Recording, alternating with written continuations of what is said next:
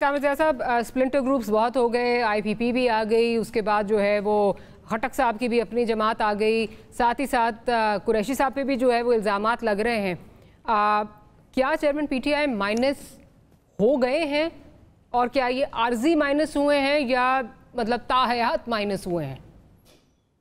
देखिए, जो हमारा एक कहते हैं ना सियासत की अभी तक की रिवायात रही हैं वो ये है कि पाकिस्तानी सियासत रिवॉल्विंग डोर की तरह है। उसमें लोग आते हैं, फिर निकलते हैं, फिर एग्जिट के बाद दोबारा एंट्री हो जाती है। अभी तक तो यही हुआ है, ठीक है ना। लेकिन सेइंग दैट हमें समझना ही चाहिए कि साबिक जो वजीर आजम है इमरान खान साहब, उनके सामने उनके लिए बड़े पेचीदा सूरत हाल है। उनके सामने तवील लीगल बैटल्स हैं, एक ही नहीं है कि जिस केस में वो उस वक्त अंदर है, उसके अलावा भी दीगर केसेस हैं, तो उसमें वो उलझ के रहेंगे। 5 साल के लिए डिस्क्वालीफाई होगा। अगर छूट भी जाते हैं तब भी वो फौरन जो है इलेक्शन के लिए मतलब है वो मैदान में नहीं आ सकेंगे। और क्योंकि वक्त इतना कम है तो मुझे नहीं क्या लगता पार्टी पीछे से चला पाएंगे? ये वो तो चले ना भी हो। जी जी जी जी, मैं उसी तरफ आ रहा हूँ। तो ये तो एक बात हो गई ना कि उनके लिए बड़ा मुझे मुश्किल लग रहा है फिल वक्त। कोई मौजूदा हो जाए तो एक अलग बात है। दूसरी बात ये कि पीटीआई को चलाने के लिए अगर फर्ज करें कोई किस्म की अंडरस्टैंडिंग होती है, मेरे ख्याल में अंडरस्टैंडिंग का दौर आने वाला है हमारी, है ना। कि आपने देखा होगा कि केपी के अंदर जो है जो मुतनाज़ा कैबिनेट मेंबर्स उनको बाहर कर दिया गया है ना। हो सकता है कि कल पंजाब में भी इसी तरह की चीज हो रही है और ऐसे लोग लाए जा रहे हो कि जो मिडिल ऑफ द रोड हो, जिसकी वजह से सियासी हिद्दत में कमी आए। तो अगर मतलब है कि उनको थोड़ा सा स्पेस देते हैं कि ठीक है आप डिस्क्वालीफाई हैं, लेकिन जाहिर है कि पीटीआई एक बड़ी जमात है, मकबूल जमात है, चारों सूबों में उसकी जड़ें हैं, तो उस बल्ले को जो है बैलेट के ऊपर होना चाहिए।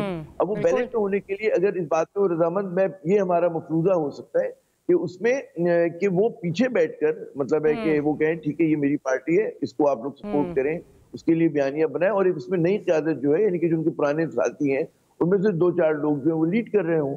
और उन लोगों की भी जाहिर है कि उनको पता है कि जी वोट बैंक जो है वो साबिक वज़ीर आज़म का है, तो जाहिर है कि उनको अपनी लॉयल्टी जो है फदारी दिखानी पड़ेगी इधर, और इनको भी कुछ बैलेंस करना पड़ेगा। तो ये एक तरह की ऐसी सिचुएशन हो जाएगी कि पहले मरहले के ऊपर कम से कम पीटीआई, और उसको रहना चाहिए, पाकिस्तान में थर्ड फोर्स की जरूरत है ना, कि उसमें ये ना हो जो हम लोगों ने कहते थे कि पीपल्स पार्टी और पीएमएल नून में एक तकसीम है, उसके अलावा कोई ऑल्टरनेट नहीं है। तो वो ऑल्टरनेट रहना चाहिए और उसमें जो मुतनाज़ा शख्सियात है जिन पे केसेस हैं, जाहिर है कि कानून अपना कोर्स ले। अच्छा, लेकिन इसका मतलब ये जो लोग समझ रहे हैं ना कि एक माइनस होगा तो कोई प्लस भी होगा, मैं आपको मेरा जो वो है असेसमेंट है कि प्लस कोई नहीं होने जा रहा। प्लस कोई नहीं होने जा रहा, जो माइनस हो गया वो माइनस ही रहेगा, ये आप याद रखिएगा। अब उसमें आप जिसके नाम चाहें कर लें, जो माइनस हो गया वो माइनस ही रहेगा। मैं सना की तरफ जाती हूँ। सना साहिबा, जेल जाने से पहले बड़ी मफामती बातें तो चेयरमैन पीटीआई कर रहे थे, मतलब उस वक्त तो जो है वो कह रहे थे मिल बैठना चाहिए सबको, इस तरह की बातें वो कर रहे थे। क्या आप समझती हैं लेकिन उनकी जो फितरत है वो मतलब जो बातें वो कर रहे हैं उसके बरअक्स हैं, वो बैक सीट ले सकते हैं ताकि पार्टी को जो है वो बचाया जा सके? मतलब वो बाय चॉइस माइनस हो सकते हैं कि अच्छा आई लीड फ्रॉम द बैकग्राउंड? देखिए, इस मुल्क में भुट्टो साहब को फांसी दी गई, ठीक है, आपके नवाज शरीफ साहब को हाईजैकिंग केस में अंदर किया गया, सजाए मौत उनको सुनाई गई, वो फिर कैसे चले गए जी जद्दा? कैसे सजाए मौत नहीं थी, सजाए मौत नहीं थी, उम्र कैद थी। क्या हमारे कानून में ये उम्र कैद थी? मैं ये करूं उम्र कैद थी जी, चले लाइफ इम्प्रिजनमेंट थी। तो आप मुझे बता दें। जी मैं समझ गई। Thank you for correcting me. Life imprisonment थी। तो मुझे बता दें कि उनको किसने भेजा था जद्दा? वो कौन सा कानूनी नुक्ता था जिसके ऊपर ये इत्तेफाक हुआ था कि जी आप जा सकते हैं जद्दा? तो मेरा ख्याल है कि किसी को भी माइनस करने से पहले ये हकायक जो है वो अपनी नज़रों के सामने लाने चाहिए कि इस मुल्क में लोगों को लाइफ इम्प्रिजनमेंट मिल गई, हाईजैकिंग केस में अंदर हो गए, लोगों के ऊपर डिफरेंट मुकदमात बनते रहे और आपने उनको सेफ एग्जिट भी दिया, फिर मुशर्रफ साहब लेकर भी वापस आए एनआरओ के तहत, ठीक है। तो ये तमाम चीजें इसी मुल्क में हुई हैं, कोई माइनस नहीं हुआ अब तक। जिनको मार दिया या फांसी पर लटका दिया उनके अलावा, लेकिन उनकी पार्टी भी अभी तक जिंदा है और अल्हम्दुलिल्लाह आगे भी जिंदा रहे, अल्लाह करे। लेकिन कहने का मकसद ये है कि मैं बड़ी पीटीआई की सियासत की तनकीद करती हूँ और मैं इस पे I stand on it, I stand by it. लेकिन प्रॉब्लम ये है कि जो तरीकाकार वजह करते हैं हमारे इदारे, किसी को लाने में और किसी को ले जाने में, किसी को प्लस करने में, किसी को माइनस करने में, मुझे एतराज उस पर है। क्या हम ये नहीं देख सकते कि उनको आप परफॉर्म करने दें, बुरा ही सही, कम से कम आवाम डिसाइड कर ले? अच्छा ब्रिगेड साहब, आपसे भी इसी पे सवाल करूंगी।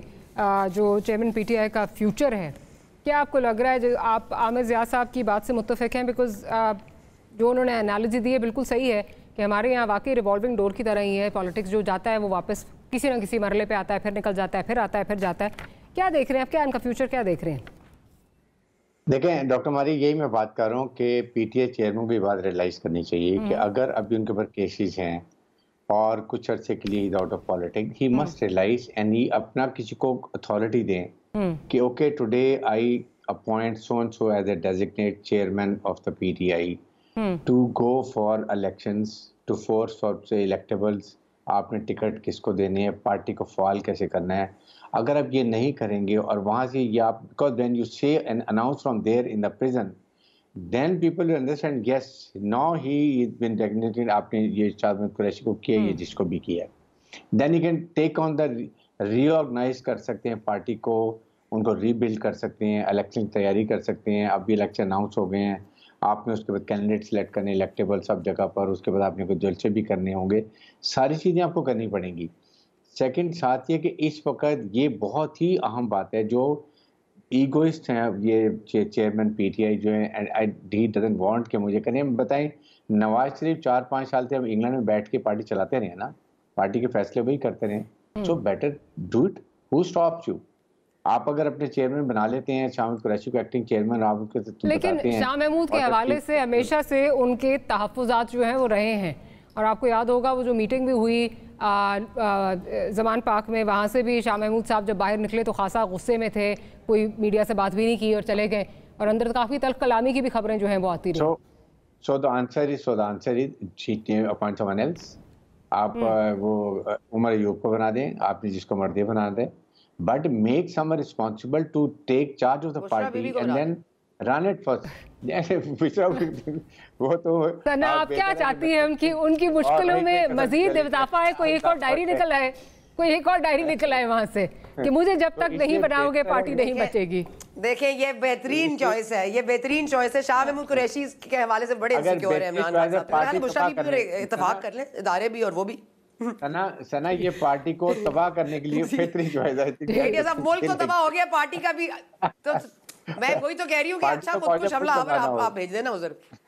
चले ऑन दैट नोट जी, मुझे क्विकली कंप्लीट कीजिए, मैं फिर प्रोग्राम कंक्लूड करूंगा। This is what it is कि इनको इस वक्त चाहिए नॉमिनेट करके पार्टी को फाल करें। चले बिल्कुल चाहिए तो ये कि नॉमिनेट करके पार्टी को फाल करें, बट क्या चेयरमैन पीटीआई ये करेंगे और क्या उनकी ईगो उनको इजाजत देगी कि वो ये करें? That remains to be seen. Sana Bucha साहब आपका बहुत शुक्रिया, आमिर ज़िया साहब आपका और ब्रिगेड साहब आपका बहुत शुक्रिया कि प्रोग्राम के लिए आपने वक्त निकाला। Will see you next week.